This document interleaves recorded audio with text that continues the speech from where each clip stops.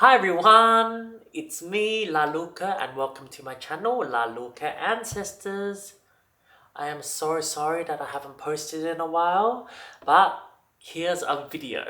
In the past few weeks, I have been buying some old antique furniture. I'm a bit of a perfectionist, so buying furniture takes a long time for me, but I just decided to just buy all this furniture at once. I bought these beautiful armchairs. I have a desk over there, and I have a rug, and I bought like a small table, and I still need to buy more things.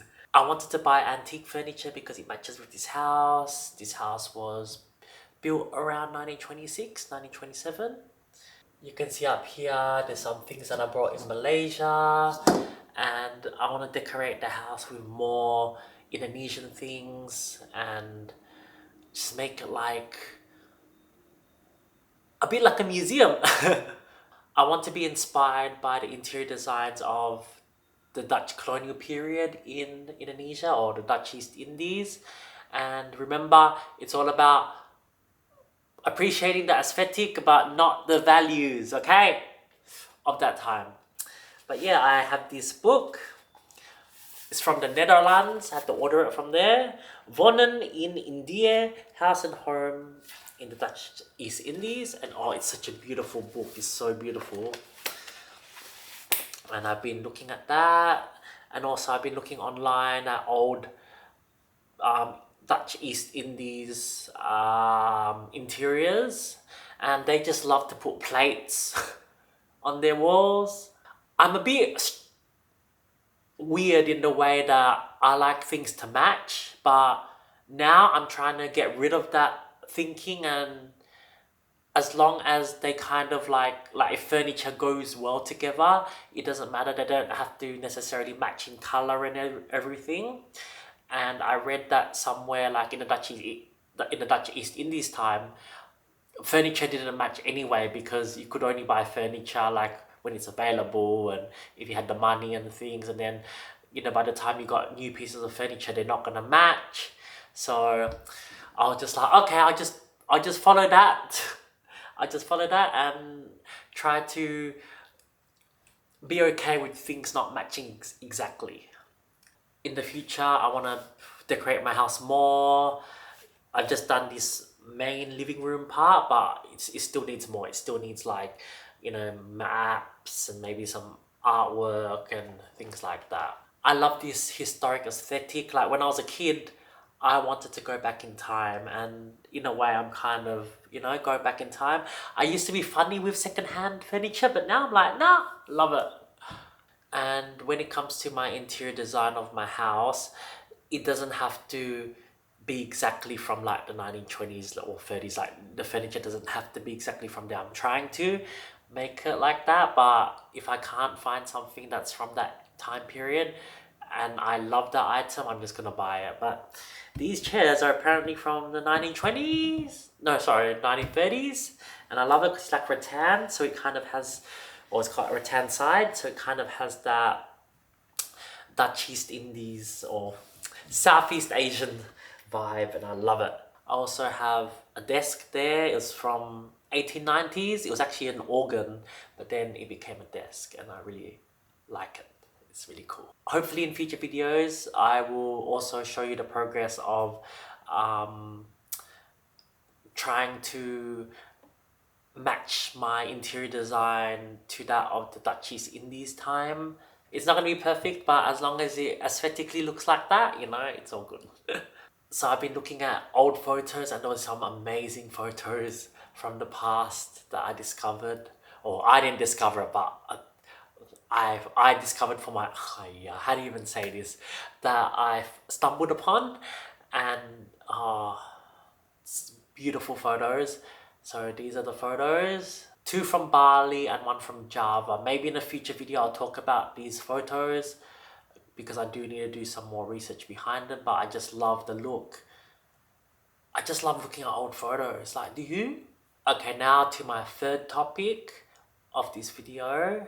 I decided, you know, I want to promote, Indonesian culture, Austronesian culture, and I love learning about it, and I want to share that passion with people. And I'm like, what's a way I can do this besides, having a YouTube channel?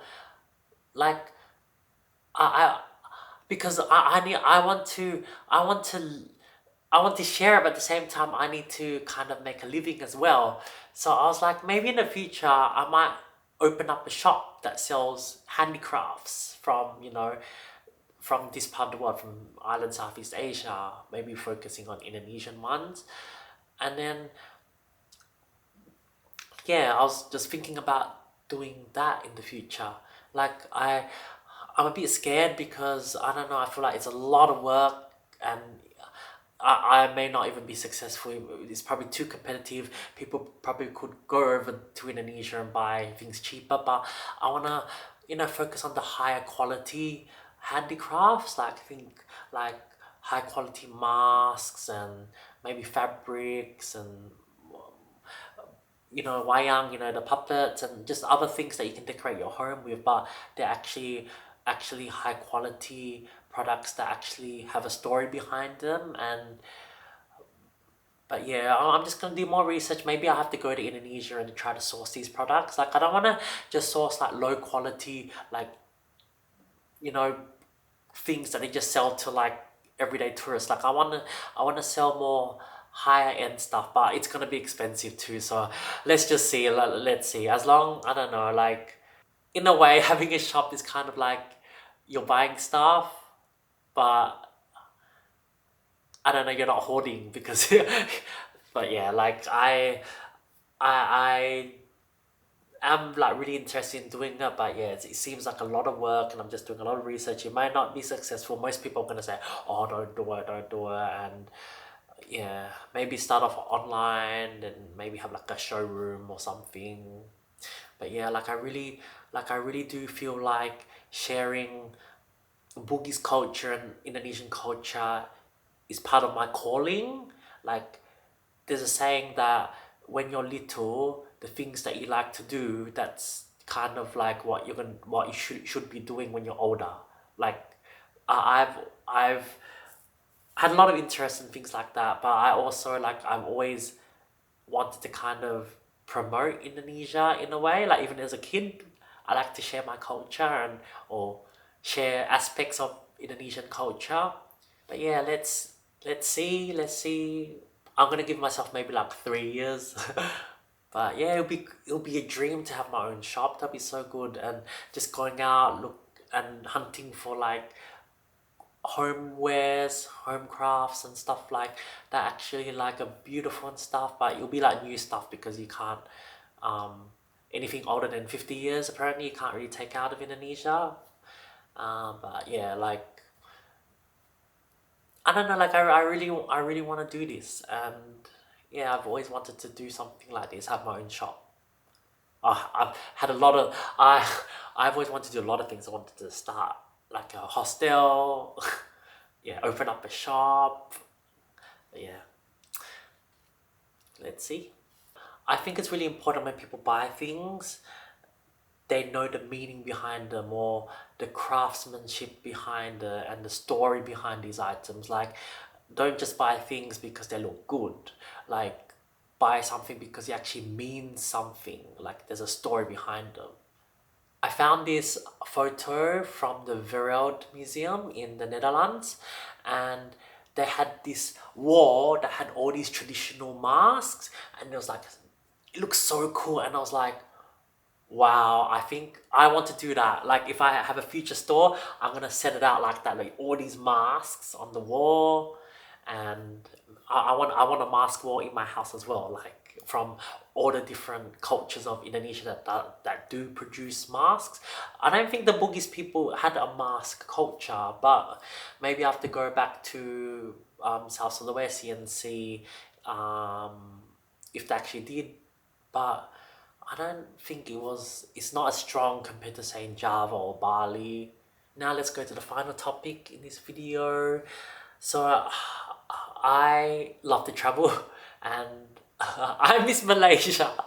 It was so fun going there.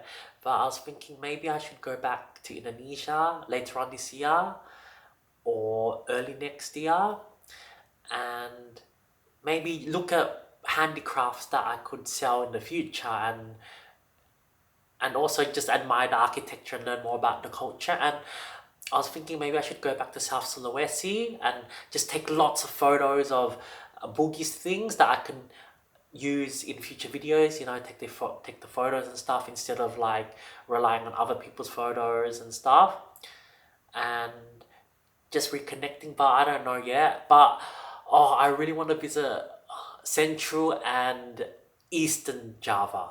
Like, at the moment, I am so obsessed with Javanese culture. Like, I was looking at photos of the men in traditional clothing, and it just looks so beautiful. And I've just been learning about the Javanese people, and they seem so amazing to me. Like, so underrated as a people. Like, their culture is so rich and vibrant, and it's just so underrated. It's super underrated.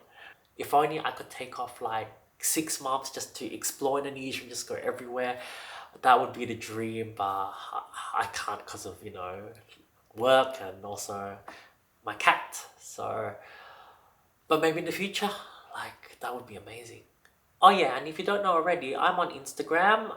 I post a lot on there, on the stories especially, and Facebook. Go follow me on there, and also subscribe if you want to know more about the Austronesian speaking peoples of Southeast Asia. But this channel is not just the educational channel about those topics. Like, it's also about me going on this journey, trying to reconnect and learning more, and trying to live a life where I'm inspired by the ancestors. I've been looking at the statistics on these YouTube videos, and they're not good. They don't do very well, but it can be disheartening. But at the same time, if someone else resonates with this, that it makes this channel worth it. And also, I don't know. I love doing this because I get to express myself, and it kind of forces me to learn about these topics. Anyways, thank you so much. I'm Laluka, and I'll see you next time. Bye.